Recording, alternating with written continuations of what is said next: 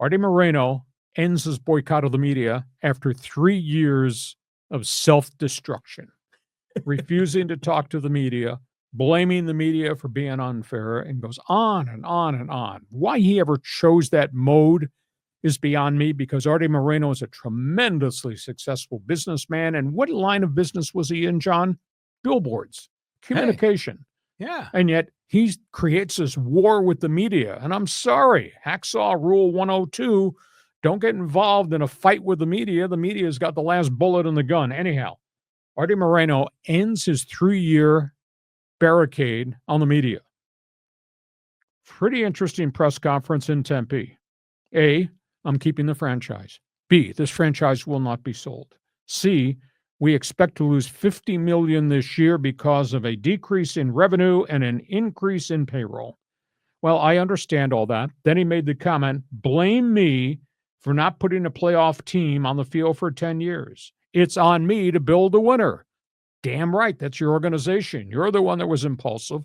You're the one that's made some really bad free agent acquisitions. That being said, he also made the comment, I can sign these contracts and I can sign these players, but the players have to hit, the players have to pitch, and the players have to stay healthy. So he has been victimized by a lot of bad luck. I'll give you a prime example. Anthony Rendon was not a bad character in Washington. He was a rock-solid player, third baseman out of LSU, etc., very productive. No significant injuries. Got here, and he can't stay on the field. Mike Trout, superstar, maybe a Hall of Famer. Mike Trout's had 4 years of injuries in a row playing out in the field for Arte Moreno.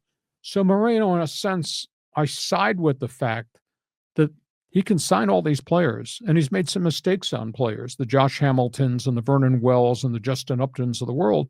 He's also been victimized by players. And then obviously the tragic Tyler Skaggs drug death, he had nothing to do with.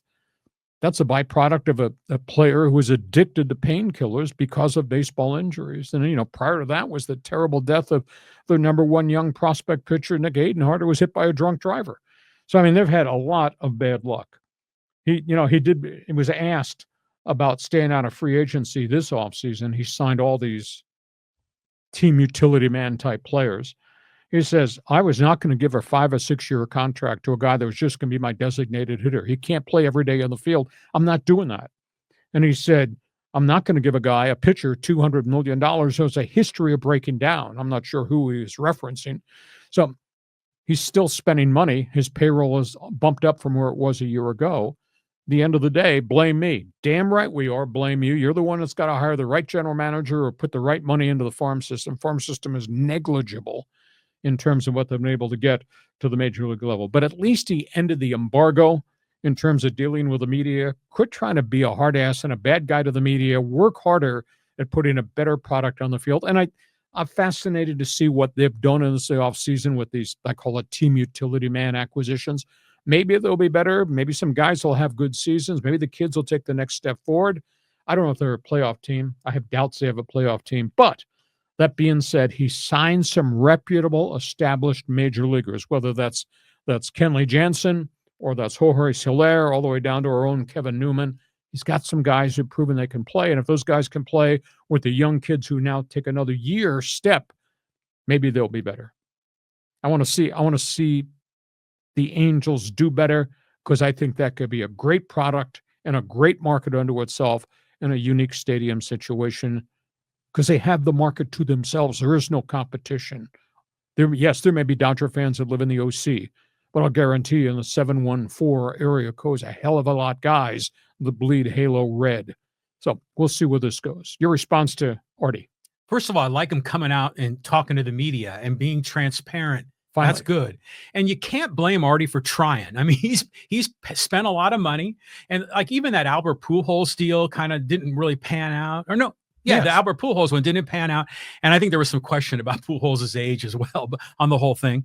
But ultimately he's got to, the buck stops here. He's got to take responsibility for that. And yeah, they've had bad luck, but if you have a consistent string of bad luck, then you've got some people that are not doing their homework, making the right decisions. So, good for you, Artie. You've signed some pros. You can sort of see a glimmer of light. There maybe are not going to be dead last in the division. So there's hope. but I still don't understand the long-term strategy for this, and I still think Moreno should sell.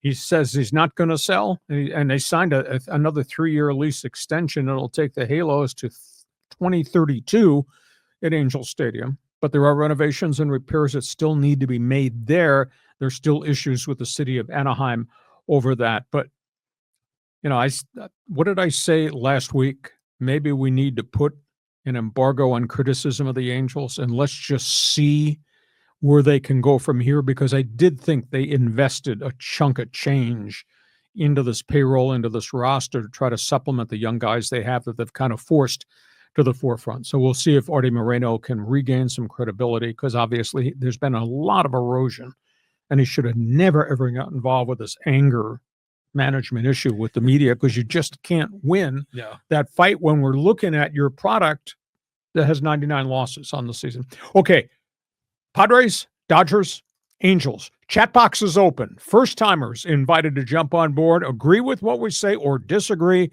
Tell us what you'd like to say.